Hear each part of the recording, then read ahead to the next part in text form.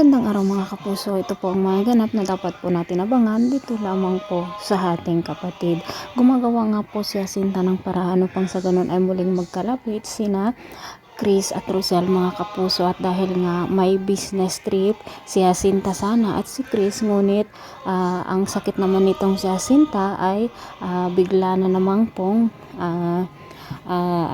bigla lang namang naramdaman, kung kaya dinala ni Tyrone si Jacinta sa ospital, at si Rosel at Chris nga po ang pupunta dito sa kanilang dating lugar upang sa ganun nga po ay sila ang magsasagawa dito sa kanilang business partner.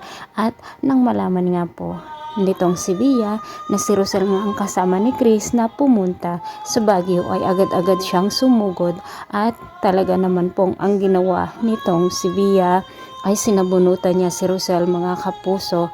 At ang alam naman ng babae o ng matanda na kung saan ay doon tumuloy sina Rosel at Chris ay mag-asawa sila. Kung kaya't ito na naman po ang malaking iskandalo na magaganap, at dito na nga po magkakabungingan ang lahat, malalaman na ang sikreto ng bawat isa mga kapuso. Kaya't pakaabangan po natin kung maibubunyag na nga ba na si Tyrone, si Chris ang ama, at si Belle nga ay ang kakambal mismo nitong si Tyrone. Sa pagkakataong ito ay magkakaroon naman ng pagkakataon sina Darius at Melania upang sa ganon ay patuloy na isagawa ang kanilang panloloko dito kay Rosel. Maraming salamat. Bye bye.